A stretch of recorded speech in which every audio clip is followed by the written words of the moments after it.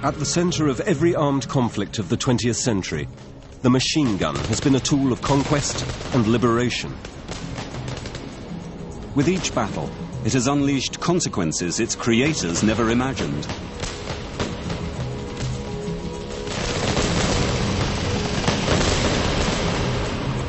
This is the story of one of the world's deadliest inventions. The story of technological innovation, of industrial revolution, and political power.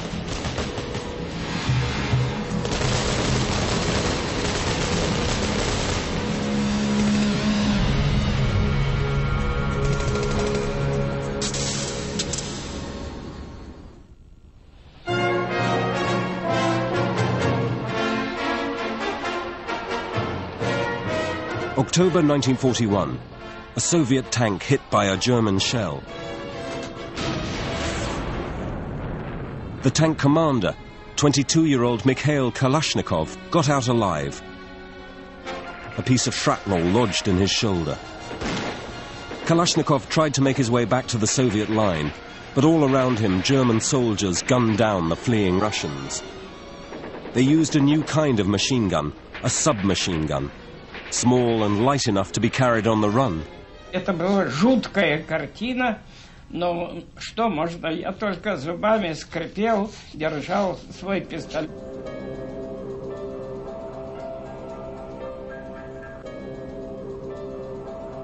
The German submachine gun was the MP-40, invented by the infamous Nazi gun designer Hugo Schmeisser.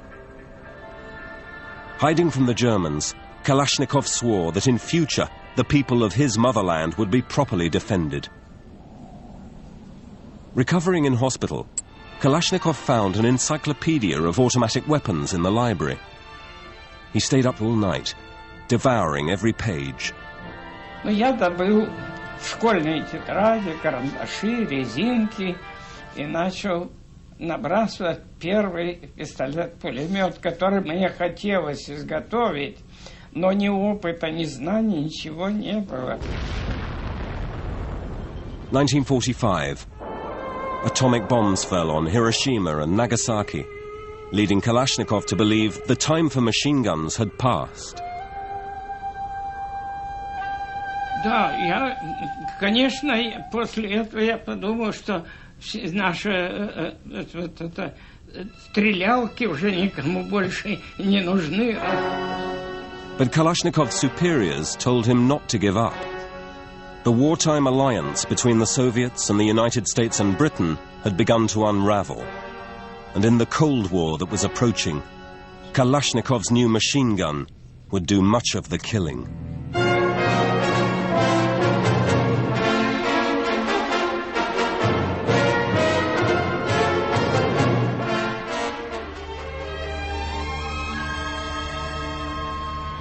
With peace in 1945, the United States looked forward to a time of plenty. As Europe began to rebuild, the American economy thrived in a boom of industrial growth. If we can put this tremendous machine of ours, which has made this victory possible, to work for peace, we can look forward to the greatest age in the history of mankind. We had pent-up consumer demand, money saved during the war that we could not spend on consumer goods, but was now available, an outpouring of goods like television, suburban tract homes. That notion that the world was now safe for America, that American technology, American values would triumph almost automatically around the world. It truly looked like the American century.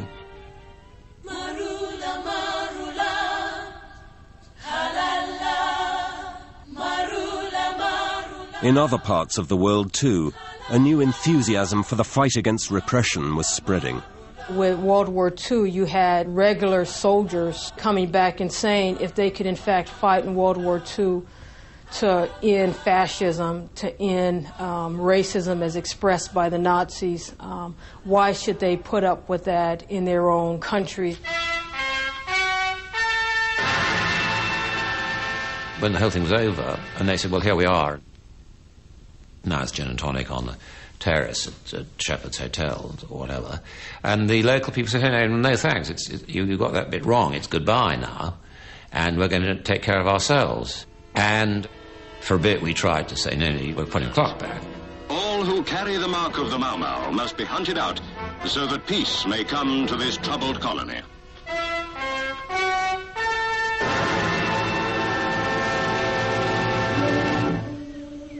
Mau Mau leader Jomo Kenyatta fought for the end of colonial rule in Kenya.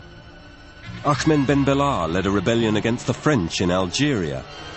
Ahmed Sukarno tried to liberate Indonesia from the Netherlands. Ho Chi Minh set up an independent Vietnamese government in Hanoi. But the old empires were reluctant to let go of their colonies. The insurgents used weapons abandoned after World War II. In army depots and hidden caches, the resistance fighters grabbed Tommy guns and Sten guns, grease guns and Bren light machine guns. Their tactics, those used by the partisans of World War II. The machine gun was critical to their success. Small groups or even lone fighters could attack and then disappear quickly. It worked in the jungle or in urban areas. The machine gun made for a new kind of guerrilla warfare. So that from the U.S. point of view, greater national independence was more generally seen as opening up economic opportunities. The fact that these economies would not be under the control of a European power was seen as a plus. Against the weakened empires of Europe, the nationalists often won. In 1947, the British left India. In 1948, the end of French rule in Cambodia. And in 1949, the Netherlands pulled out of Indonesia. Whether they would develop into Marxist economies was something else, and that obviously was not anything that we would have welcomed.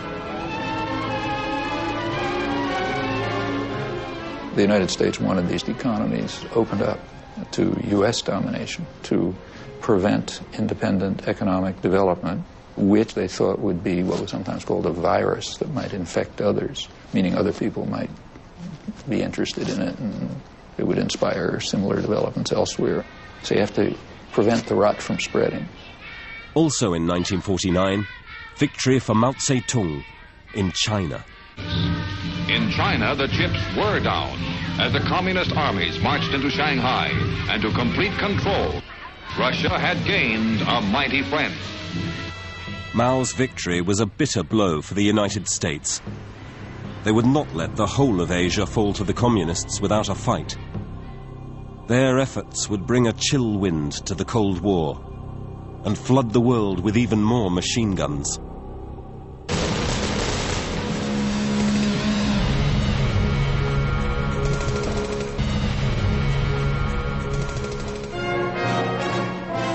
In the wake of World War II, ideological differences emerged among allies, causing a rift that would divide the Soviet Union gained control of Eastern Europe.